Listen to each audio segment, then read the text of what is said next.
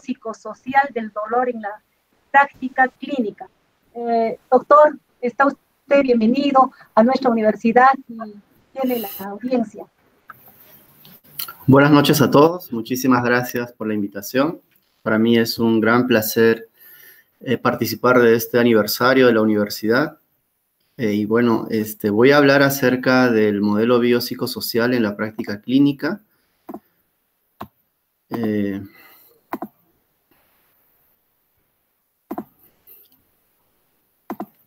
Bueno, en primer lugar, ¿por qué es importante que nosotros hablemos acerca del dolor en la práctica clínica, ¿no? Entonces, quiero empezar primero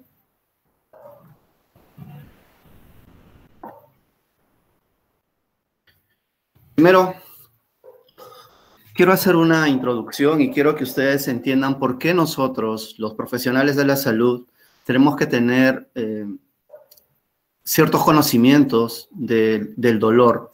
¿Por qué es importante que en la práctica clínica nosotros investiguemos a las personas que vienen con esta condición? Primero vamos a darle sentido. Esto es una frase que me gusta mucho de un terapeuta físico español, que su nombre es Jesús Rubio, y dice: a veces escuchas una canción y no te entra en la primera, pero las canciones tienen algo maravilloso que ocurre conforme las vas escuchando, que poco a poco vas encontrándoles un sentido. Y eso es un poco cuando uno empieza a hablar acerca del dolor. Y todo este cambio hacia el modelo biopsicosocial del dolor. A veces, cuando escuchas por primera vez, no le encuentras mucho sentido. Y a medida que vas haciendo la práctica clínica, mejorando tus conocimientos, buscando información, investigando, encuentras a tener sentido. Steve Jobs nos dice, ¿no?, que la única forma de hacer un gran trabajo es amar lo que haces.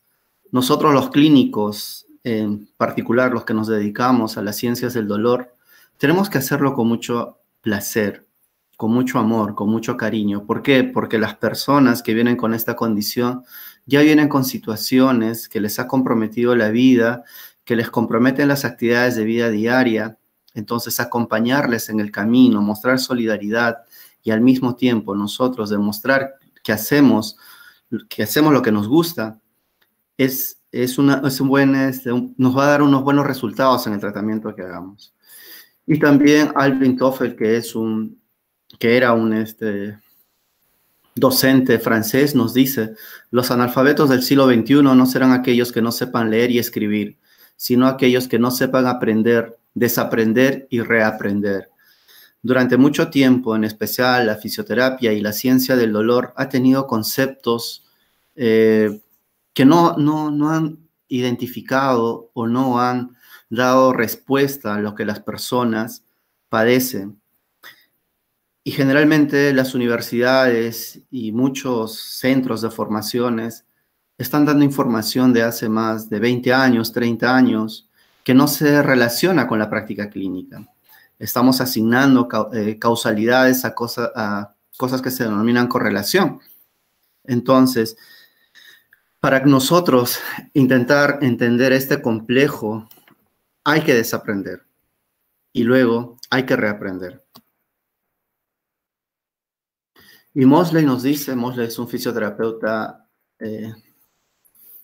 australiano que ha trabajado mucho tiempo, que sigue trabajando mucho por cambiar la ciencia del dolor, que los fisioterapeutas entiendan la ciencia del dolor y lo más importante, que las personas entiendan la ciencia del dolor. Nos dice: estoy trabajando duro para cambiar la idea en los fisioterapeutas de ser detectores y correctores de patología para convertirse en facilitadores de la recuperación.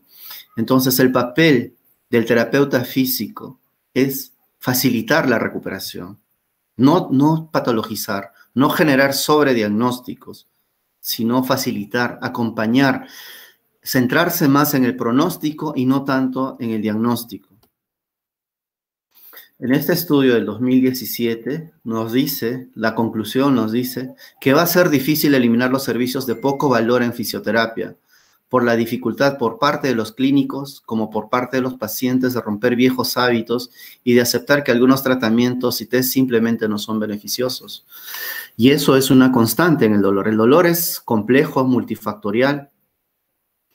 Generalmente los test ortopédicos no nos van a decir cuál es la fuente de la nocicepción o cuál es el problema real de por qué esta persona está teniendo sintomatología, la postura tomado como un factor determinante para la persistencia del dolor no está determinada porque la postura por sí misma no causa dolor.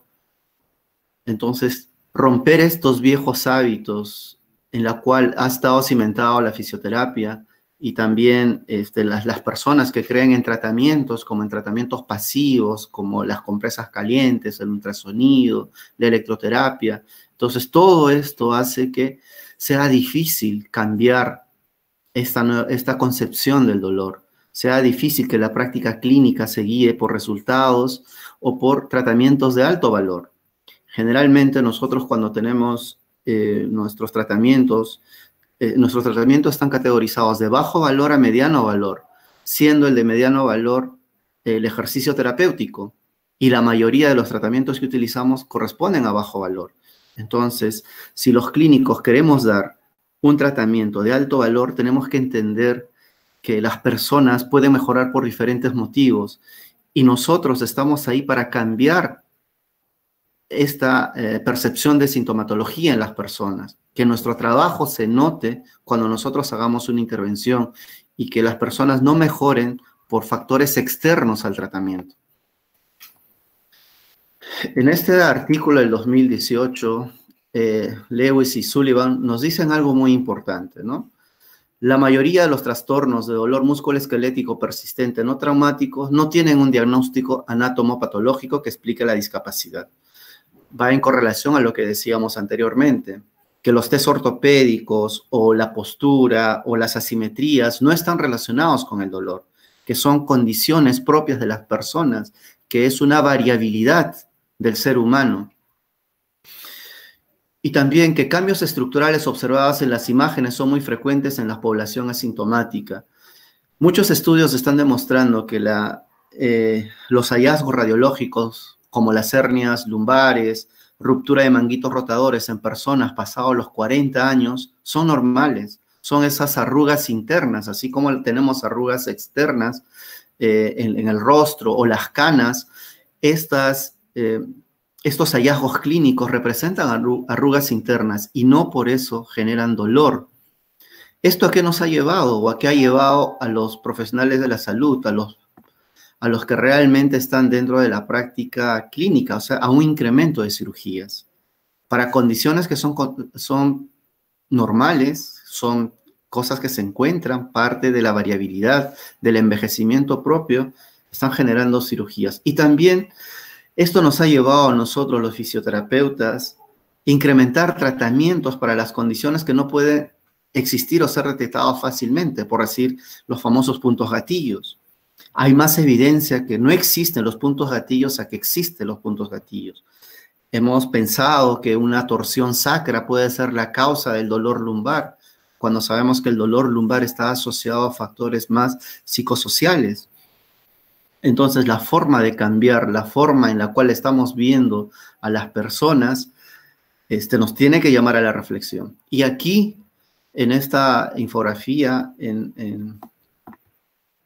que podemos ver hacia el lado derecho de mi pantalla, nos dice, ¿no? Es tiempo de replantearnos cómo estamos cambiando a las personas con dolor musculoesquelético crónico.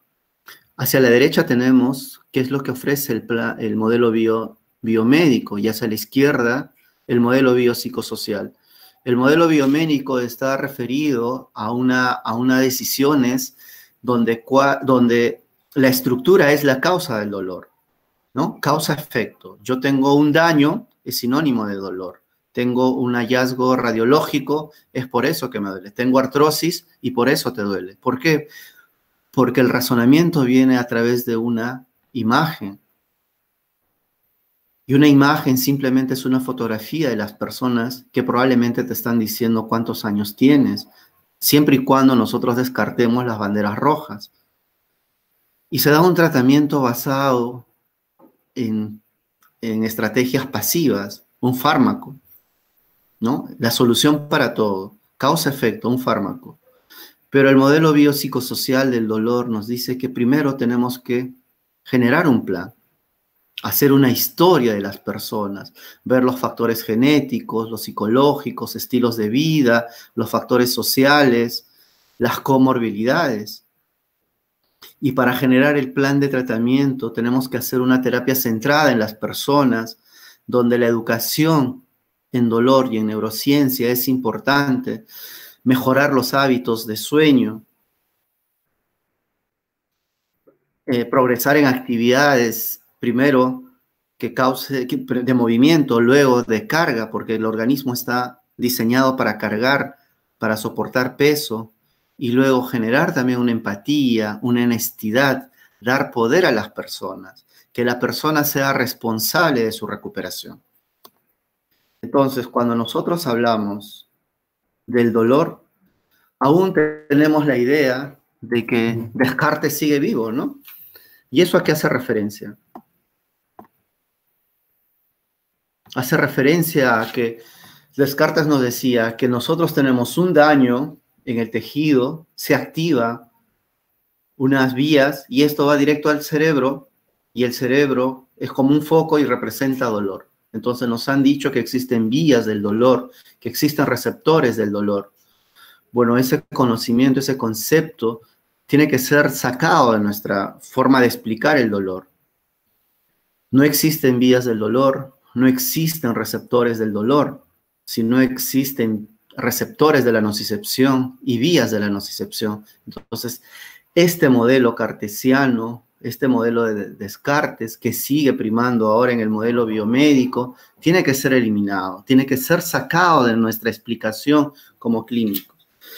Entonces, cuando nos dice que el dolor proviene de la estructura, estamos haciendo un razonamiento incorrecto. Estamos dando un concepto diferente. Pero el dolor es una respuesta natural que protege al área lesionada y evite dañarla más. Esto cuando hago referencia, cuando yo tengo una lesión aguda, cuando yo caminando me doblé el tobillo y veo en mi tobillo que se inflamó, que tiene hinchazón. Entonces, esta respuesta natural de protección al tejido es lo que se referencia al inicio. Luego, esto nos hace actuar y promueve la curación a través del descanso. Es importante que las personas cuando tengan una lesión aguda promuevan el descanso. ¿Para qué? Para que el tejido se cure. Y esto generalmente dura entre 3 semanas a 6 semanas. Entonces el dolor hasta ese tiempo puede ser normal. Es un dolor de protección. Pero cuando sobrepasa esta información, cuando sobrepasa este tiempo, esa información de protección es incorrecta. Y esta protección incorrecta nos lleva a que el dolor tiene más que ver con el sistema nervioso central, en especial con el cerebro, que con los músculos, tendones y articulaciones. Entonces, es importante trasladar nuestro razonamiento del tejido a la forma como esta persona condiciona su dolor, cómo está procesando la información. Entonces, ¿qué es el dolor? Butler y Mosley nos dicen que es evidencia fiable de peligro menos evidencia fiable de seguridad. ¿Qué quiere decir esto? Hay personas que van a tener miedo a realizar un movimiento. ¿Por qué? Porque algunos profesionales le dijeron que si cargas el peso sin flexionar las rodillas, vas a tener dolor, te vas a lastimar. Eso es un nocebo, es una palabra que significa que es una información incorrecta. Y una evidencia fiable de seguridad justamente es darle a esa persona la capacidad y la seguridad de moverse con libertad. Que las personas estamos hechos para movernos con carga, con peso, y que nuestra columna va a ser fuerte para poder soportar estos cambios. Entonces, la diferencia entre esa evidencia fiable de peligro y esa evidencia fiable de seguridad nos va a dar una respuesta. Y esa respuesta se conoce como dolor. Y también Mosley nos dice que el dolor es una sensación desagradable en el cuerpo que predispone a parar y cambiar nuestro comportamiento. Y es verdad, cuando yo tengo dolor persistente o dolor agudo, mi organismo para por un momento, pero eso no debería ser constante. Eso debería ser solamente hasta que curen los tejidos. Y el dolor es una experiencia multifactorial generada en el cerebro y está asociada a otras respuestas que el cerebro genera. En este caso, observamos que personas que tienen dolor persistente van asociados a alteración en el sueño, personas que tienen síntomas somáticos como sudoración en las manos, alteración en la respiración. Un momento, por favor. Quiero ver, ¿me están escuchando? Disculpen, por favor, porque yo no veo no veo lo que sigue mi pantalla. Un momento, por favor.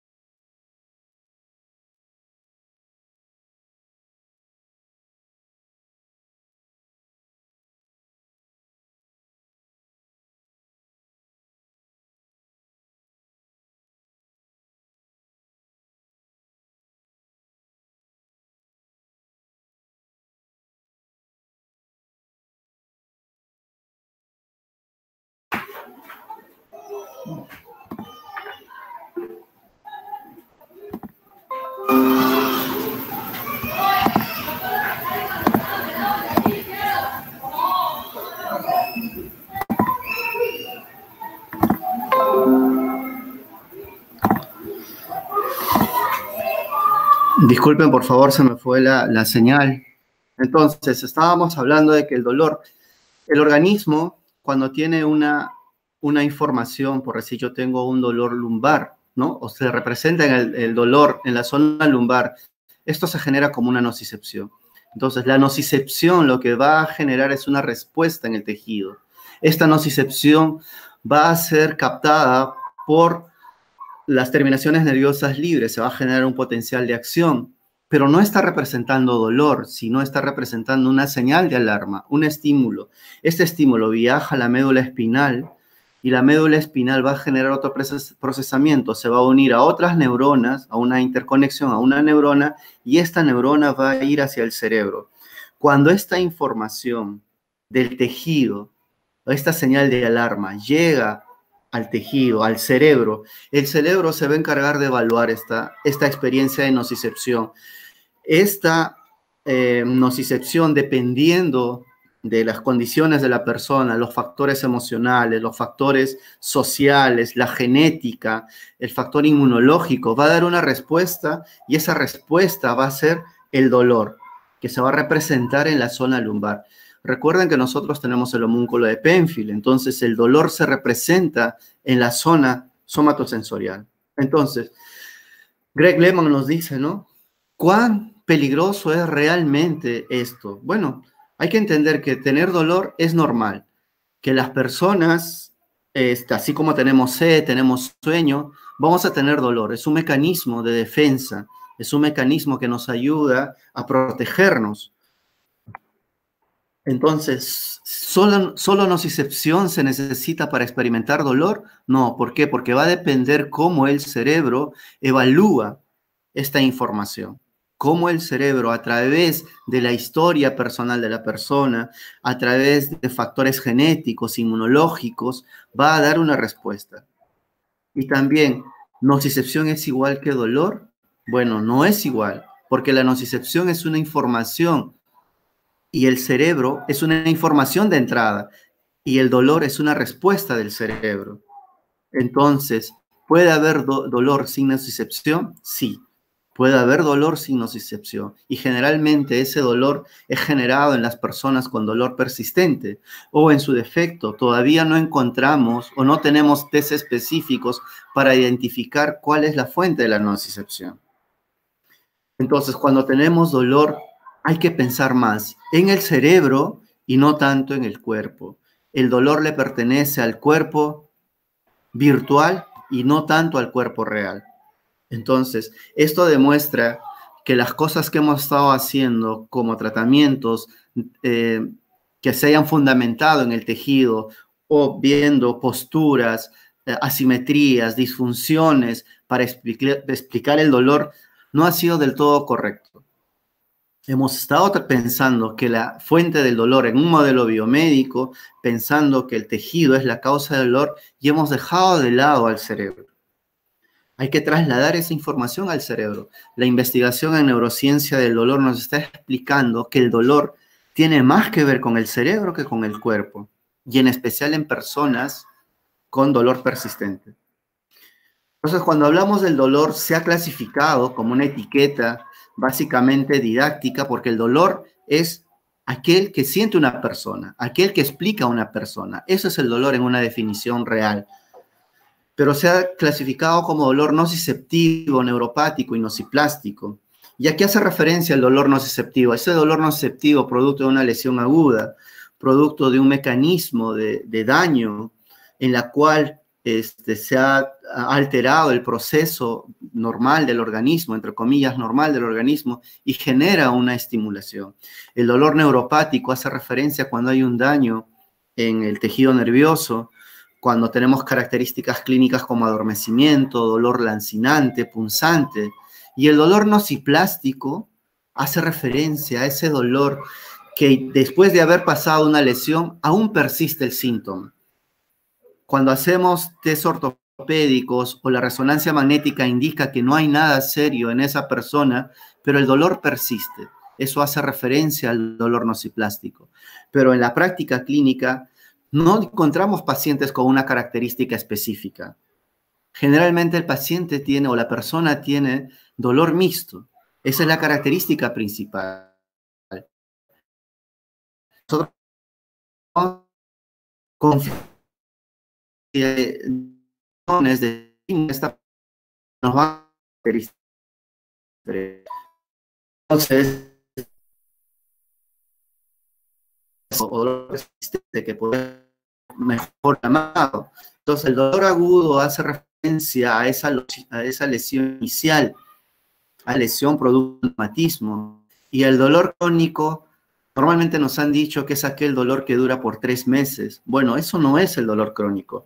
El dolor crónico tiene que ver más con los cambios cognitivos, conductuales, de percepción, los temores que tienen las personas. Porque yo puedo haber tenido una lesión aguda por un traumatismo y esta no fue resuelta adecuadamente, generó en mí un impacto negativo. Cuando tenga otra experiencia de dolor, ese dolor agudo se puede transformar en un dolor persistente. ¿Por qué? Porque el dolor es una memoria.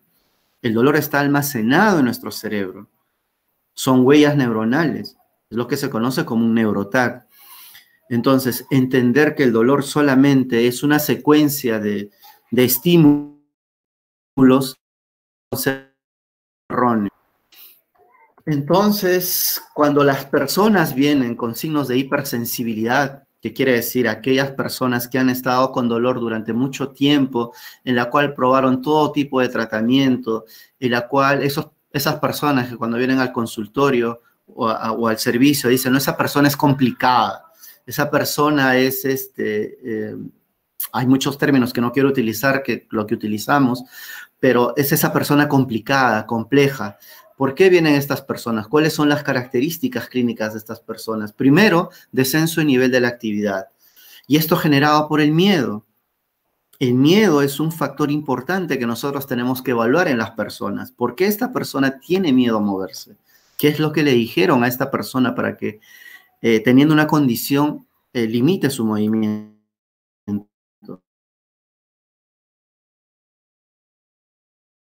Con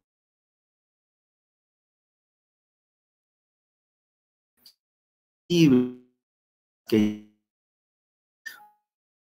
más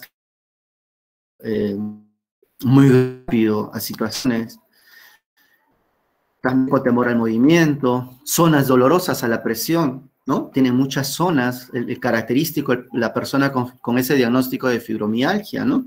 Que el método diagnóstico que se utilizaba anteriormente era palpar esos puntos dolorosos y decir que cierto número de puntos nos daba el diagnóstico de fibromialgia.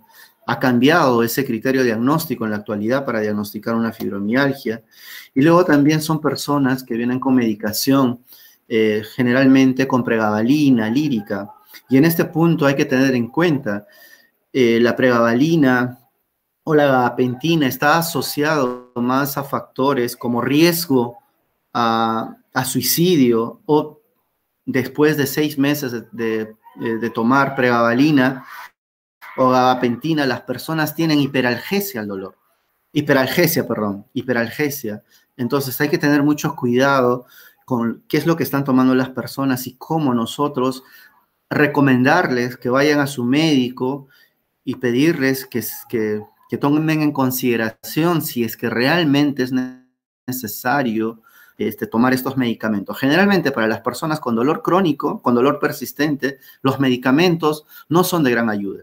Pueden ser medicados al inicio, pero a la larga no van a generar ningún efecto en las personas, porque los cambios cognitivos, conductuales que se generan en el cerebro tienen que ser modificados con terapias activas, con tratamientos activos que involucre más la percepción del cerebro, que involucre más la forma como esta persona está percibiendo esta información.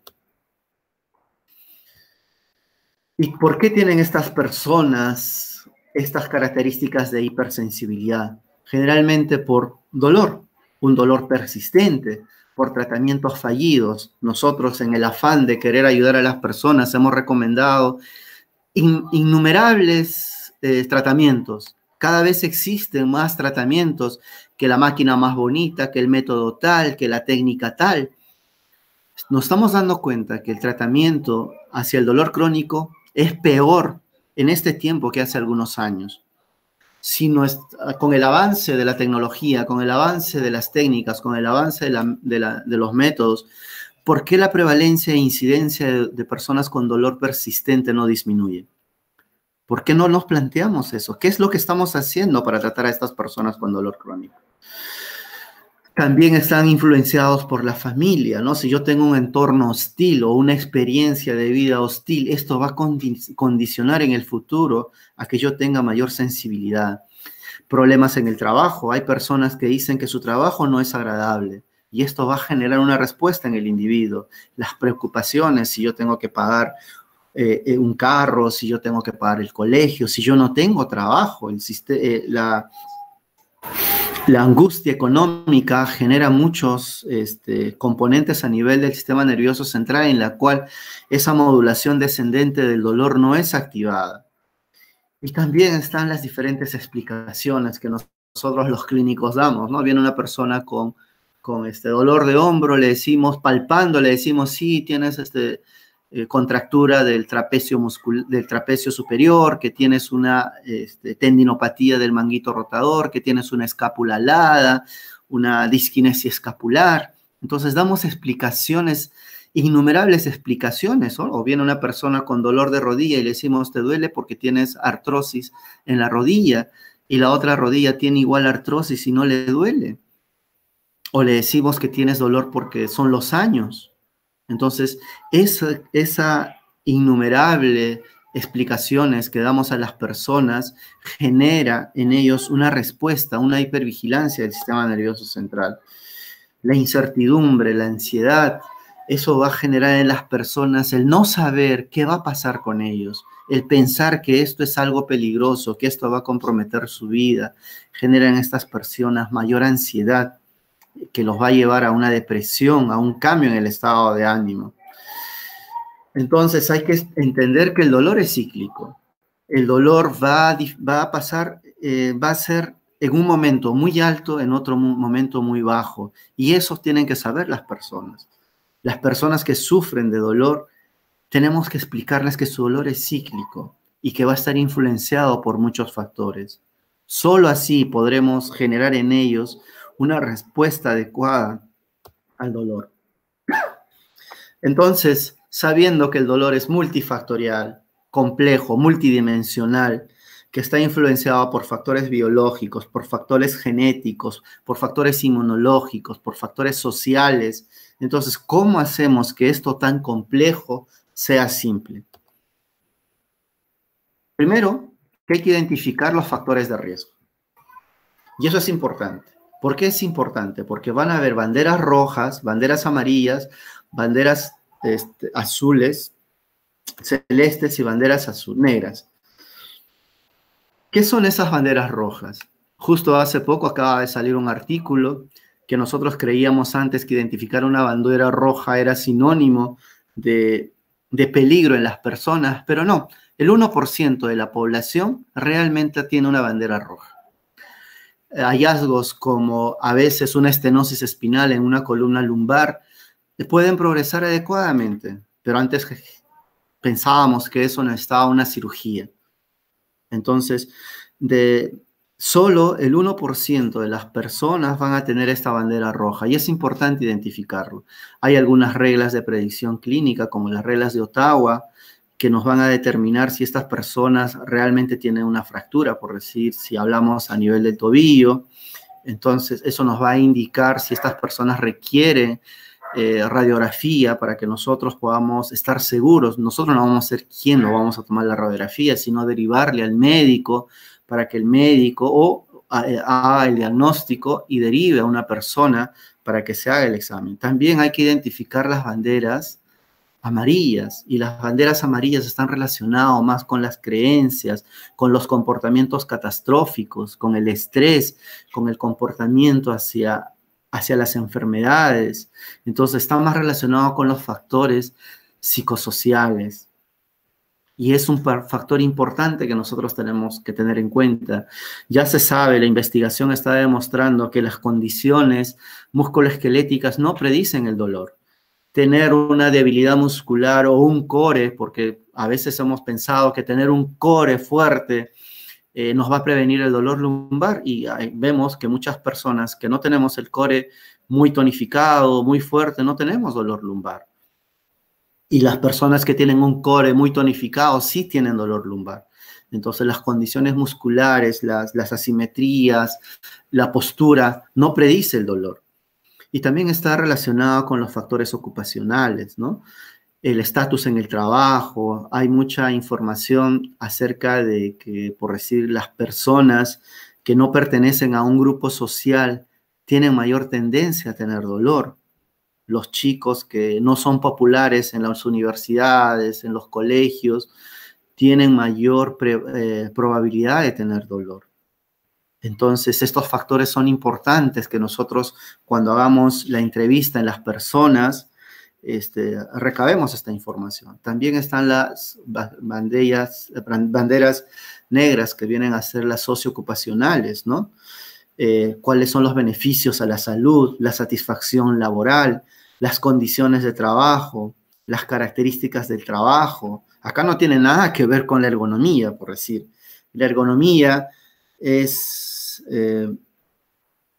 algo que tampoco ha demostrado que tener una postura, a ver, si yo digo a una secretaria, siéntate de forma derecha, entre comillas, durante 8 horas, eso le va a generar una condición, eso le va a generar una respuesta. ¿Por qué? Porque su sistema nervioso va a interpretar que esa posición es dañina para ella y le va a generar una respuesta de dolor. Primero genera un espasmo muscular, un músculo tensionado, y luego una respuesta de dolor. Entonces, la postura no es la causa del dolor, sino la permanencia de una postura durante mucho tiempo.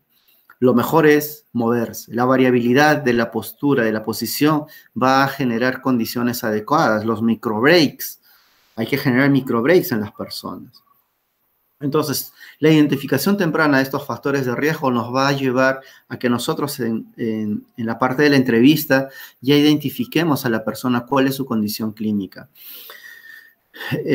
Para esto podemos utilizar algunas encuestas de resultados. Hay algunas que nos van a medir la ansiedad, la depresión, la kinesiofobia, el la ansiedad, podemos utilizar algunas encuestas de resultados.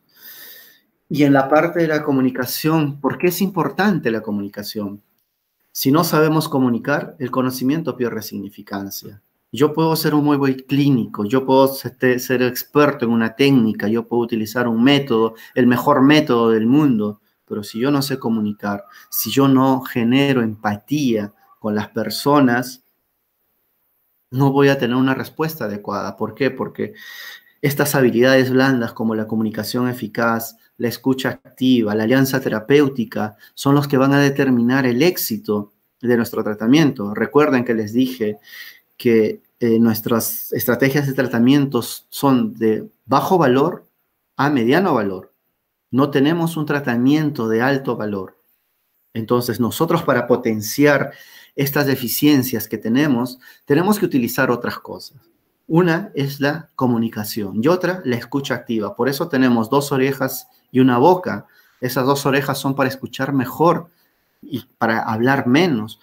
Este estudio dice, ¿no?, que el personal, el clínico, interrumpe a los pacientes cada 23 segundos. ¿Quién nos puede contar su historia en tan corto tiempo?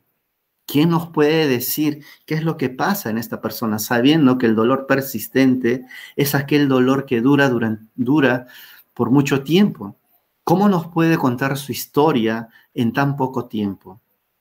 Entonces, escuchar a la persona, saber cuáles son sus creencias, ¿por qué cree que le duele? Lanzarle preguntas abiertas. ¿Por qué cree que le duele? ¿Por qué cree que le pasa esto? ¿Qué haría usted si no tuviera esta condición? ¿Cómo usted se ve de aquí a 2 semanas, 3 semanas con este dolor? Entonces, esas respuestas son importantes para nosotros. ¿Por qué? Porque a través de esas preguntas, de las respuestas que nos dé esa persona, nosotros vamos a idear un plan de tratamiento. Vamos a saber cuál es el factor que está determinando. Esto no quiere decir que la biología no importa. La biología tiene toda importancia. El cerebro es biológico. Todo se basa en la biología, pero a veces pensar que el tejido como tal es responsable de la fuente de información total no es adecuado. Existe nocicepción probablemente por un proceso inflamatorio, por un proceso inmunitario más que por un proceso inmunológico, inflamatorio. Puede ser una alteración en la genética de las personas. Entonces, la biología tiene importancia, pero lamentablemente todavía no sabemos identificar cuáles son esas estructuras que pueden estar generando esa información.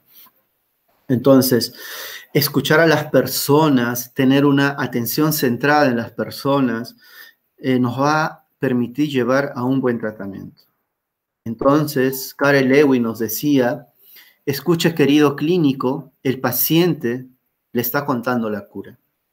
Entonces, si algo quiero que saquen de esta charla es eso, ¿no? Que hay que mejorar esas habilidades, hay que mejorar nuestras habilidades blandas. No importa la técnica, no importa el método, importa tener empatía, importa tener solidaridad. Entonces, el primer día lo que uno debería hacer es crear una alianza. Alianza entre el paciente, la persona y el terapeuta físico. ¿Para qué? Porque a través de esta alianza se van a generar lazos en la cual las personas van a tomar un papel determinante. No busquemos, por eso el cambio de, yo no digo, a veces se me sale a decir paciente, pero es porque durante muchos años uno utilizaba ese término, ¿no? El término paciente hace referencia a la persona pasiva, al individuo pasivo, que solo espera que el clínico le dé la solución a sus problemas, cuando la persona tendría que ser la responsable de su recuperación. Entonces, el primer día es conocer a la persona. ¿Cuál es la forma en la que piensa acerca de su condición? ¿Cuáles son sus creencias? ¿Qué cree? ¿Por qué le está pasando esto? Pues es importante. Luego establecer una relación persona-terapeuta, en la cual se forme un lazo, una estrategia de alianza, de trabajo común. Recuerden lo que decía Mosley, que el terapeuta debe ser el facilitador de recuperación, no el patologizador. Encontrar la posible causa del problema y factores contribuyentes, siempre y cuando sea esto posible. ¿no? Los factores contribuyentes van a ser todos esos factores psicosociales que están rodeando a esta persona, y la posible causa del problema a veces lo vamos a poder determinar con los criterios diagnósticos, con las reglas de predicción clínica, y luego explicar los hallazgos. Es importante porque nosotros, como clínicos, sabemos lo que tiene la persona, pero no somos capaces de informarle a la persona. No le decimos qué es lo que está pasando en esa persona. No le explicamos y las personas necesitan saber. Luego, proveer ayuda emocional, que la persona se sienta confortable, que las personas, que si viene una persona a nosotros con la cabeza baja, no se vaya arrastrando el pie, que se vaya más reconfortado, que salga levantando la cabeza. Mejoremos nuestras comunicaciones. Luego hay que dar educación en ciencia del dolor, que es una forma importante de sensibilizar el sistema nervioso central. Les he dicho que cuando el dolor es persistente, los cambios cognitivos conductuales que se generan en el cerebro no van a ser modificados de noche a la mañana. La educación va a permitir que esas conexiones interneuronales se generen, y a través de ella yo puedo generar un tratamiento posterior. ¿Qué pasa si yo tengo una persona con kinesiofobia, con miedo al movimiento? Cualquier movimiento que yo le indique va a generar en esa persona una hipervigilancia, va a generar un temor, y ese temor va a hacer que el dolor incremente. Por eso que a veces escuchamos a las personas cuando le decimos, imagínense una persona con dolor de rodilla, y le decimos, haga flexión de rodilla, flexión y extensión de rodilla, 5 ejercicios, y viene a los 4 o 5 días y nos dice, ¿sabes qué? El ejercicio que me mandaste me incrementó mi dolor. Yo ya no quiero hacer más ejercicio. Claro, porque no investigamos bien en esa persona. Si esa persona tiene kinesiofobia, en la primera sesión no le puedo indicar movimiento. Le haré otras estrategias. Buscaré otras formas de desfocalizar su dolor, pero no intentaré darle movimiento en la primera sesión. Luego hay que explicarles sobre los factores de riesgo y también qué es lo que puede hacer en la casa. Normalmente le decimos a las personas qué es lo que no debe hacer, pero nunca le decimos qué es lo que lo debe hacer. Y lo peor, le decimos cosas que no debe hacer infundadas, como no levantes peso, si tienes artrosis, no subas, no bajes escalera, si tienes dolor lumbar, quédate en tu casa acostada, no te mueves, no regreses al trabajo. O sea, le damos indicaciones malas. Tenemos que replantearnos las cosas. Nosotros somos clínicos, somos fisioterapeutas. Quizás no hay ningún profesional en el campo de la salud que entienda mejor el movimiento y el dolor. Pero para eso necesitamos cambiar nuestras formas. Necesitamos modificar nuestros conocimientos. Necesitamos rechazar cosas que no se demuestran. No es que todo sea evidencia científica, importa la experiencia del clínico, importa la preferencia de las personas, pero mi experiencia por sí solo no avala que yo esté haciendo algo significativo.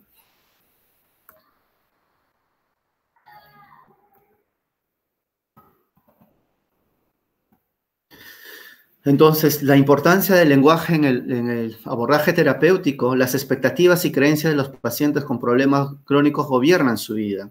Y eso se nota, eso viene, ¿no? La persona dice, me duele la rodilla porque me han dicho que yo tengo artrosis. Me duele el dolor lumbar porque hace 20 años me caí sentada y desde ese momento yo creo que el hueso se me movió. Y ahora vengo a que me repongas el hueso.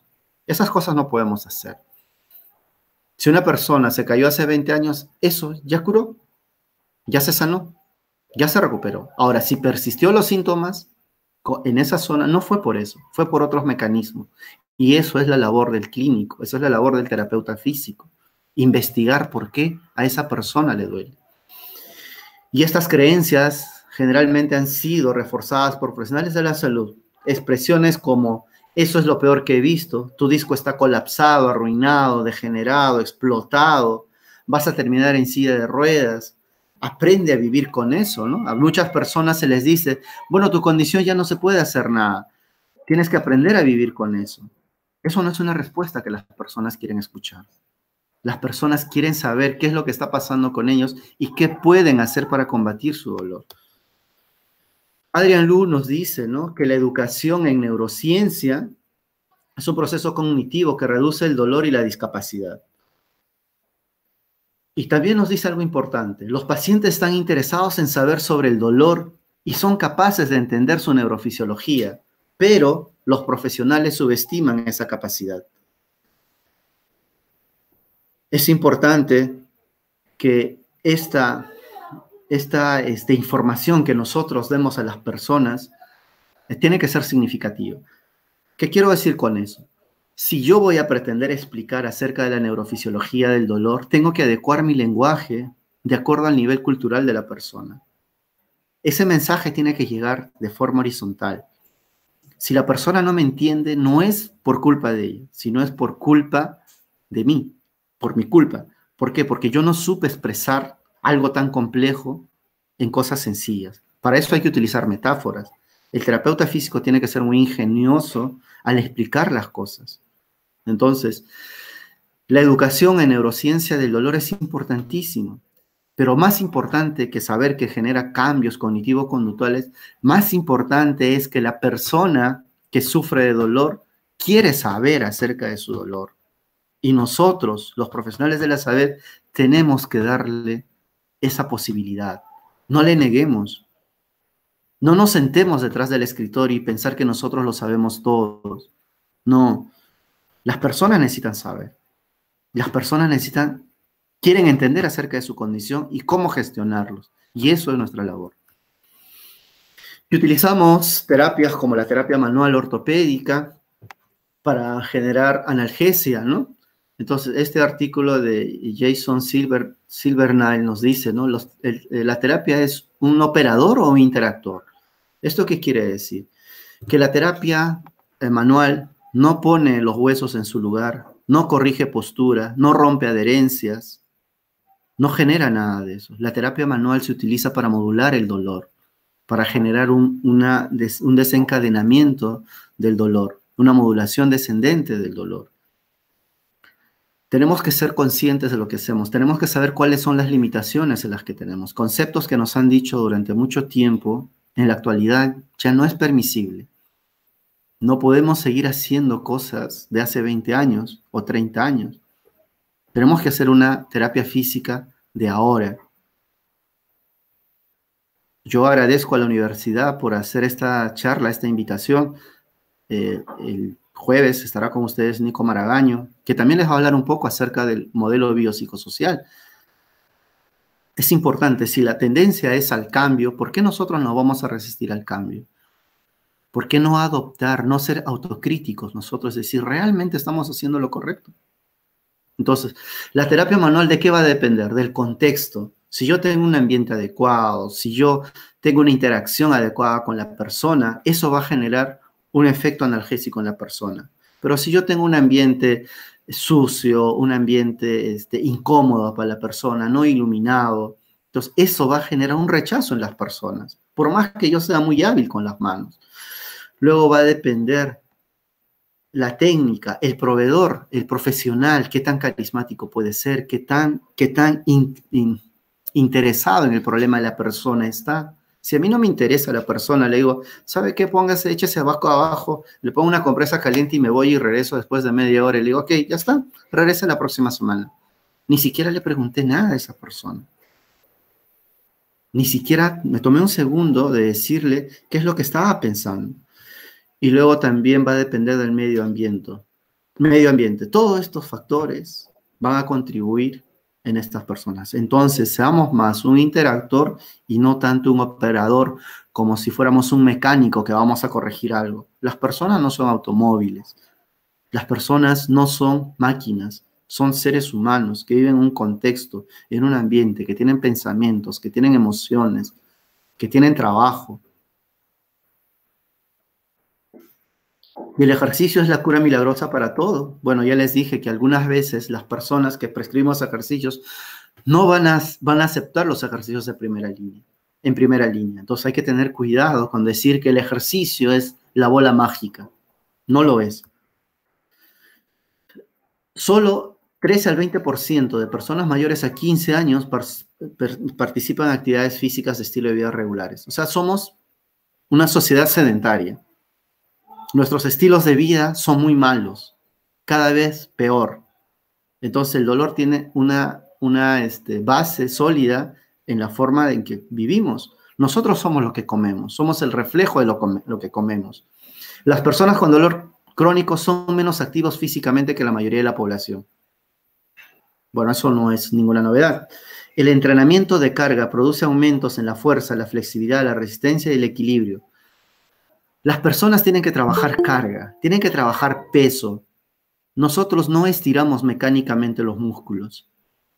No se puede hacer. Si nosotros vemos que hay un cambio en la longitud, en ese momento, de una estructura, no es porque hemos hecho un cambio mecánico, sino hemos hecho un cambio neurofisiológico.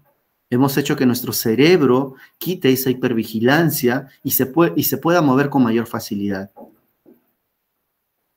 Entonces, lo que importa en las personas es que se muevan con carga. Decirles, tu columna es fuerte, tus brazos son fuertes, estás preparado y diseñado para cargar y moverte en condiciones contextuales diferentes. Y este entrenamiento de flexibilidad, fuerza, disminuye la kinesiofobia, depresión o recidiva. Eso no se sabe aún. Esto del tener un músculo fuerte, tenso, un músculo o un movimiento adecuado, ¿me va a evitar que yo tenga dolor lumbar al futuro, o un dolor de hombro en el futuro, o un dolor de rodilla en el futuro? No. Va a depender de muchos factores, de muchas confluencias. Entonces, el ejercicio no es la bola mágica. ¿Es nuestra mejor herramienta? Sí. Pero tampoco es la bola mágica, la bala mágica. Hay que saber cómo prescribimos, cómo interactuamos con el ejercicio. El ejercicio no depende por sí mismo del ejercicio, sino depende de factores contextuales, de la motivación de la persona. Si una persona no quiere hacer una sentadilla, ¿por qué le tengo que obligar a hacer una sentadilla? Subirlo a un bosu, darle mancuerdas, hacerle movimientos acrobáticos, no es el mejor tratamiento. El mejor ejercicio es la que la persona hace. Ese es el mejor ejercicio. Por decir, acá tenemos una revisión sistemática donde el ejercicio de control motor para un dolor lumbar inespecífico. ¿Qué dice? El ejercicio de control motor superior a mínima intervención, ya sea otra modalidad terapéutica, produce mayores beneficios en dolor lumbar, pero no es superior a terapia manual y ejercicios generales. Entonces, los ejercicios específicos no es superior a los ejercicios generales. Entonces hay que replantearnos cómo prescribimos los ejercicios. Y ahora, si nosotros hablamos en esto entre la educación y la terapia manual y los ejercicios, ¿todo esto es dejar de tocar al paciente? No, en lo absoluto. Nosotros tenemos que tocar a los pacientes. El contacto humano genera analgesia en las personas. La forma como yo toco a la persona, cómo palpo, si necesita una persona, quizás un abrazo, un apretón de manos, no sé, o hacer un masaje probablemente a esa persona que tiene alta sensibilidad al dolor, va a ser nuestra estrategia inicial, pero eso no tiene que ser todo mi tratamiento. Si una persona tiene mucho dolor y le puedo poner una compresa caliente, sabiendo que esa persona me dice que la compresa caliente le ayuda, ¿por qué no hacerlo? ¿Por qué no hacerlo? Es una entrada para yo mejorar en esa persona. Pero si yo me quedo haciendo 10 sesiones de compresas calientes, 10 sesiones de electroterapia, 10 sesiones de ultrasonido, ese tratamiento es de bajo valor. No va a cambiar las condiciones de las personas. Y si mejora esa persona, mejoró por otros factores y no por lo que nosotros hicimos. Nosotros tenemos que ser relevantes en el tratamiento de las personas. Entonces, esto nos dice que los clínicos deben encontrar el equilibrio entre la aplicación de intervenciones hands-off como terapia manual y hands-off como neurociencias, ejercicio en el tratamiento de pacientes con disfunciones musculoesqueléticas. Entonces, es importante el equilibrio entre estas dos cosas. Entonces, ¿de qué depende? ¿Cuál es el mejor ejercicio para el dolor lumbar? No existe un ejercicio mejor a otro. Hay que elegir cuál sea que disfrute la persona. cuál es la tolerancia a la capacidad de la persona y también cuál es la capacidad de adherencia a las personas. Entonces, hay que moverse, hay que estar en actividad y de acuerdo a la tolerancia del individuo. Entonces, eso es el mejor ejercicio. ¿Y por qué hablamos tanto del dolor lumbar y el cerebro? En resonancias magnéticas funcionales se entiende o se observa que los pacientes con dolor lumbar se observa un aumento en el volumen de materia gris en el putamen, la amígdala izquierda, el núcleo caudado derecho. Entonces, estimados, el dolor no tiene tanto que ver con los músculos, con las articulaciones y los tendones. Hay que trasladar nuestra mirada hacia el cerebro. Las personas con artritis reumatoidea mostraron una mayor conectividad celular en las áreas motoras suplementarias, la corteza media cingulada y la corteza sensorio-motora primaria, además de aumento en la conectividad cerebral entre la ínsula y la corteza prefrontal. Entonces, tenemos que empezar a tomarnos en cuenta qué sabemos acerca de patología, qué sabemos acerca de neurofisiología, qué sabemos acerca de bioquímica. Es importante ir a los principios, es importante ir a las bases. No importa tanto la técnica, el método, importa los principios, saber qué pasa en esa persona, qué es lo que está generando en la persona. Entonces, dolor es normal y esencial para sobrevivir, para la supervivencia. No hay que tenerle miedo y hay que explicarle a las personas así. El dolor siempre va a ser una respuesta del cerebro, asociado a muchos factores para la evaluación. Cuando ocurre un evento, el cerebro es responsable para la evaluación de la situación y decide si ese dolor se debe producir o no. Entonces, el cerebro decide si te duele o no. Porque a veces ha pasado que hemos tenido un corte en el brazo por ahí caminando, nos hemos dado cuenta, hasta había sangre y nunca nos dolió. Entonces, daño no es igual que dolor. Lesión no es igual que dolor. Se necesita algo más. ¿Y cuál es eso algo más? Es que el cerebro interpreta esa información como una señal de peligro inminente, una evaluación. Si no, no va a generar una respuesta. El dolor puede presentarse después, inclusive después de una injuria, de un daño, pero también puede presentarse sin injuria, sin daño. Y hay que tener en cuenta eso. El dolor impacta en la vida, las relaciones sociales, el estilo de vida, el trabajo, la temperatura y otros factores como el estrés o contributores como el estrés. El dolor puede ser, estos factores pueden hacer que el dolor sea mayor, que sea peor. El dolor persistente está siempre presente en una sensibilización del sistema nervioso, generalmente. Va a haber una alteración tanto en la sensibilización periférica como en la sensibilización central. El dolor persistente cambia la forma de procesamiento del cerebro, identificando como mensajes dañinos. El cerebro puede interpretar estos mensajes de forma que no sean benignos para la persona, hasta un toque tan suave puede causarnos dolor. Y este médico nos dice que la suposición durante mucho tiempo que ha sido que el dolor crónico se debe a problemas en el cuerpo, cuello, la espalda, el tejido, no era tan adecuado.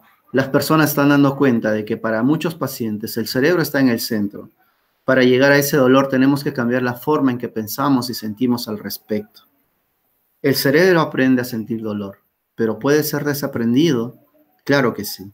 Podemos hacer que este cerebro quizás no sea tanto desaprendido, quizás no sea tanto un aprendizaje, pero quizás esa información que llegue o esas conexiones que llegue puede mejorarse, puede modularse. Entonces, cuando hablamos de bloquear el dolor, no estamos bloqueando el dolor porque el dolor no es una entrada. El dolor es una salida, es una respuesta. Entonces, resumimos, para terminar. Las personas necesitan un enfoque biopsicosocial. Y lo más importante también, saber cuál es la preferencia de las personas. Va a haber principios como una fuerte alianza clínica, educación, ejercicio y modificación al estilo de vida, higienes de sueño, dejar de fumar, control de estrés. Entonces Entonces, esos factores o esos principios tienen que ser parte de nuestra práctica clínica. Fomentar la autoeficacia, importantísimo. Que el individuo sea el centro del tratamiento, no el terapeuta. No pretendamos ser los superhéroes. El superhéroe tiene que ser la persona que tiene dolor. Él tiene que ser el responsable de su recuperación. Nosotros tenemos que ser los guías. Muchas gracias a todos. Es momento de cambiar. Algunas personas ya lo están haciendo. Muchas personas aún siguen acá en el modelo biomédico y algunas personas están cambiando. Algunas personas están migrando a otro lado. Y honestamente les digo, esto es el futuro, es la ciencia que se viene, es lo que está demostrando que los fisioterapeutas, los terapeutas físicos, seamos reconocidos por esa calidad y la atención en las personas. Muchas gracias. Estaré atento a sus preguntas. Yo me quedo aquí, estoy aquí.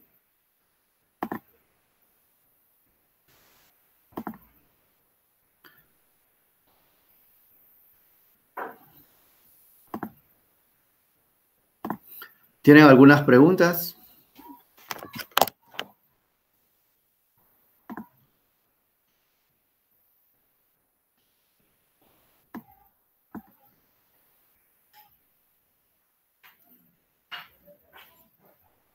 A ver, las posturas antálgicas pueden provocar ansiedad. La postura antálgica es justamente eso, una postura de protección. Lo que va a producir una ansiedad es cómo interpreta esta persona el dolor. La postura antálgica solamente es eso, una protección. Si yo tengo un mecanismo de dolor, entonces lo que voy a buscar es protegerme. Y esa protección me lleva a estas posturas. Entonces lo que nosotros tenemos que explicarle a las personas que es un mecanismo de protección, que está bien hacerlo, que está bien hasta que dure este proceso y luego intentaremos darle movimiento. La ansiedad influye en la recuperación del paciente. Los estudios han demostrado que la ansiedad es uno de los predictores más fuertes para que las personas tengan dolor. La ansiedad es algo muy complejo, generalmente se utiliza para el tratamiento, las terapias cognitivo-conductuales. Entonces, la ansiedad es un factor muy importante que nosotros tenemos que tener en cuenta. El dolor musculoesquelético requiere de un tratamiento transdisciplinario. Necesitamos integrar al psicólogo, necesitamos integrar al asistente social, necesitamos integrar al médico, necesitamos integrar al terapeuta ocupacional. Entonces es importante que nosotros entendamos que el tratamiento de las personas con dolor crónico tiene que ser trabajado en una transdisciplina. Cuando nosotros hablamos de la relación terapeuta-paciente, eso es importantísimo. ¿Por qué? Porque ahí generamos una alianza terapéutica. Si la persona no confía en mí, si el paciente o la persona que tiene dolor no confía en mí, difícilmente todo lo que yo haga hacia futuro no va a ser significativo para la persona. Entonces, la forma como yo explico los hallazgos, la forma como yo interactúo con esa persona, cuán importante soy para esa persona, va a ser importante.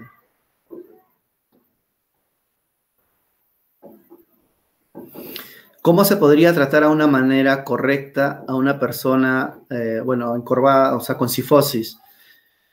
Los cambios que se van a generar en la anatomía o la biomecánica son cambios a largo plazo si es que es posible. Lo que nosotros tenemos que hacer es generarle movimiento, hacer que esa estructura se mueva, más que corregir.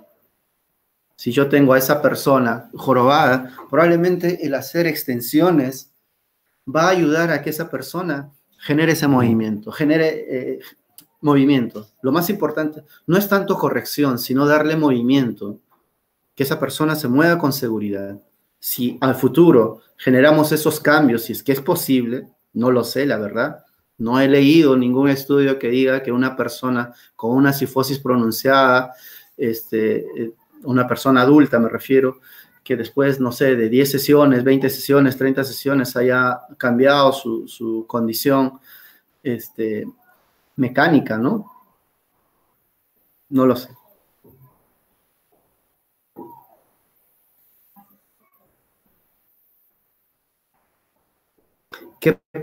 ¿Qué paso para tomar? Bueno, el paso para tomar el cambio al modelo biopsicosocial es primero informarnos adecuadamente.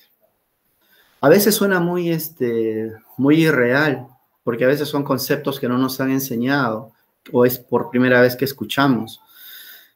El primer paso es saber que la terapia física está en constante evolución, que como ciencia se está rigiendo por el método científico y que nosotros tenemos que utilizar la mejor evidencia científica en el quehacer clínico. Tampoco la evidencia científica es el gold standard, o sea, me refiero a que tiene que ser, que prime en nuestra práctica clínica, pero sí nos va a ayudar a tomar mejores decisiones, porque se está demostrando que hay tratamientos que no son mejor que no hacer nada, o inclusive son más dañinos que no hacer nada. Hay muchos tratamientos que causan mayor problemas en las personas. Entonces, adoptar el modelo biopsicosocial es aperturar un poco más nuestra mente, ser un poco más flexibles y quitarnos muchos conceptos que hemos venido aprendiendo. Para identificar las banderas rojas hay criterios clínicos. Hay criterios clínicos. Esta no es la charla de eso, pero hay muchos criterios clínicos. Por decir, si yo tengo una caudequina, por decir, que es una bandera roja, va a tener retención urinaria, pérdida de fuerza muscular, adormecimiento. Entonces, hay criterios clínicos que nos van a identificar cuando una persona tiene una bandera roja seria y que necesita ser derivado al médico inmediatamente, porque estar con nosotros vamos a causar más daño. ¿Hay alguna otra pregunta?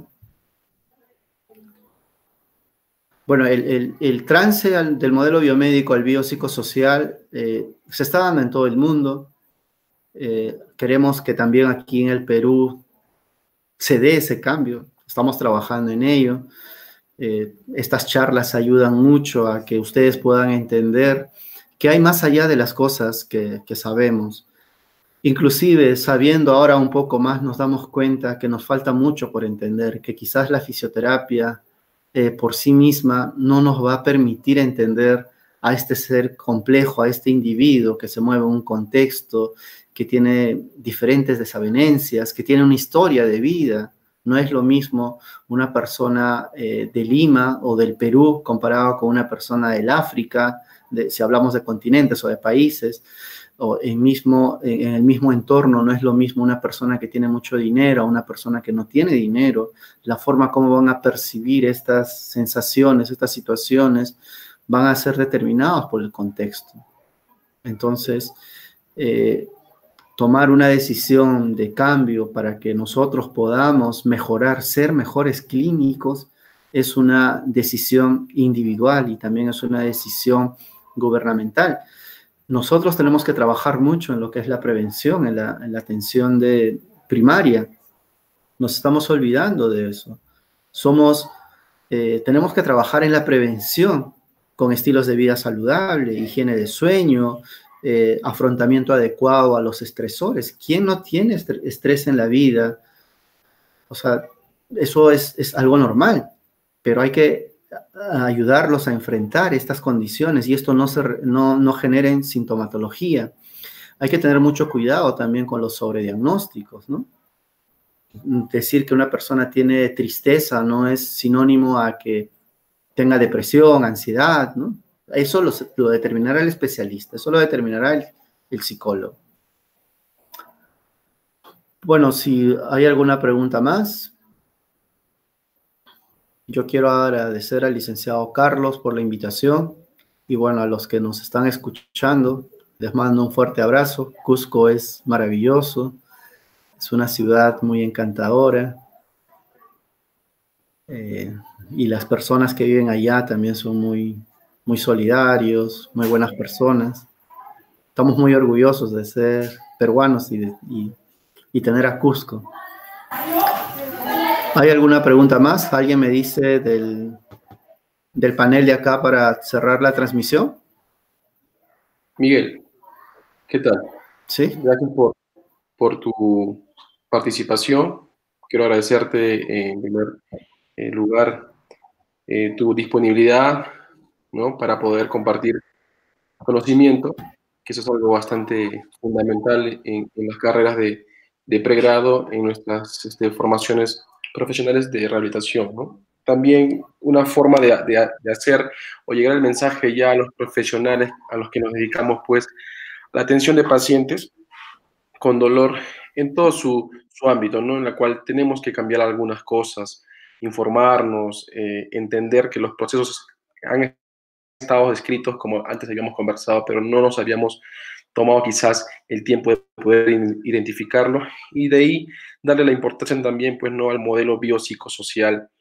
Quiero agradecer también a la Universidad Andina. Esta charla se ha celebrado en motivo de su 36º aniversario. La Escuela Profesional de Tecnología Médica trata de buscar los conocimientos que corresponden, los correctos, para el desarrollo de los chicos en pregrado, para una formación diferente, una información innovadora, buscando el cambio, el reto con impacto social en nuestra población peruana y, por qué no, también a nivel latinoamericano y mundial. Agradecer al Departamento de Ingeniería de Sistemas, que nos ha estado apoyando con el tema de la transmisión, a la ingeniera Delcy Becerra, muchas gracias. Igual a los participantes, estudiantes y a la comunidad universitaria por haber estado presentes en esta transmisión el día de hoy. Yo tenía una pregunta, finalmente, para poder concluir, Miguel, y lo dejé acá escrito, ¿no? ¿Nuestro gran enemigo en estos modelos es el dolor crónico? Esa era mi pregunta. Bueno, si nosotros vemos ahora la estadística, el dolor crónico es una epidemia. Los estudios, más o menos ya de hace casi 15 años, dicen que de cada 5 personas, 1 tiene dolor persistente. Pero la tendencia va más allá. ¿Por qué? Porque el dolor está influenciado por las determinantes sociales. ¿Esto qué quiere decir? El acceso a salud, el nivel de educación que tengan esas personas, el salario.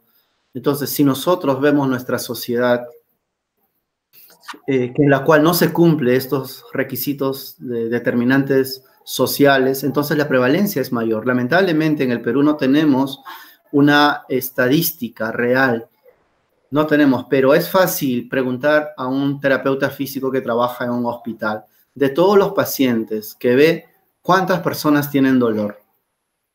Y la verdad es que casi el 100% es por dolor. Entonces, la epidemia del dolor nos está convirtiendo a que los clínicos, los profesionales de la salud, cambien la forma de pensar. Y una de estas cosas es que la fisioterapia es una de las profesiones con mayor capacidad para poder solucionar esos problemas. Entonces, entender este complejo sistema o esta compleja condición nos va a ayudar mucho a futuro, ¿no? Ahora en el presente estamos trabajando con todo lo que tenemos hasta ahora, con todo lo que se va sabiendo ahora. Ahora se está investigando en el sistema inmune, en la epigenética, para entender por qué las mujeres tienen más dolor que los varones. No solamente es por el sexo, debe haber algo más. ¿Por qué la raza blanca, perdón, la raza negra tiene mayor dolor que los blancos? O sea, ¿por qué? Porque esos cambios que se generan en las personas. Entonces, estamos pasando de solamente la identificación del dolor como una respuesta del cerebro, que aún no se sabe tampoco cuál es la dimensión total que hay, porque no se puede identificar exactamente qué procesos están dando en el cerebro. Las resonancias magnéticas funcionales muestran activación de ciertas áreas, pero la parte de la neuroinmunología aún no está 100% resuelta. Entonces, por eso es que yo decía que hay que ir un poco más a la microbiología, a la patología, a la fisiología, a la bioquímica, entender qué procesos están pasando ahí, porque solo así vamos a poder dar una respuesta más adecuada a estas personas. Muy bien. Miguel, bueno, finalmente, gracias por compartir tus conocimientos, tu experiencia. Te esperamos pronto en la ciudad de Cusco nuevamente para que puedas conocer a nuestros chicos, para que puedas compartir tus experiencias y bueno, ¿por qué no? Que se dé más adelante, que esperemos que estés bien en casa, con salud bueno, que esto todo pase para volver a la normalidad y con los cambios correspondientes que merecemos como ciudad, ¿no? Igual te Así es. agradezco. No, yo te agradezco, Carlos. Carlos, te agradezco a ti por la invitación. Como te dije, las cosas que estás haciendo van a tener su resultado al futuro. No es fácil cambiar de noche a la mañana, pero lo importante es iniciar. Lo importante es dar el paso para el cambio. Y como te dije en privado, lo que estás haciendo es un cambio a nivel nacional, ¿no? Es la primera universidad que probablemente está implementando un modelo biopsicosocial en el tratamiento de las personas con dolor. Y eso es digno de aplausos porque cuesta mucho. Yo soy docente universitario y la verdad es que todavía los sistemas no están preparados para esto. Hay un estudio que dice que los conocimientos que tenemos actualmente se van a demorar 17 años en llegar a las universidades. Entonces es mucho tiempo, es mucho tiempo. Lo que se sabe ahora va a tardar 17 años en llegar a las universidades y eso está mal. Yo te felicito a ti y felicito a la universidad por este emprendimiento que están haciendo. Ustedes van a poder entender un poco más el modelo biopsicosocial con Nico el jueves. Probablemente él les dé algunas estrategias un poco más dirigidas a lo que es el cambio de modelo. Y claro, los que están ahí no se lo pierdan. Muchas gracias, Carlos. Muchas gracias a todos. Regresaré al Cusco, espero, y estar por ahí un día. Gracias. Miguel, gracias por tu participación. También agradecemos al Servicio de Tecnología e Innovación, ¿sí? Para poder hacer posible esta transmisión. Igual, nos despedimos. Gracias, Miguel. Un abrazo. Un abrazo, cuídate mucho. Chao, gracias. Chao.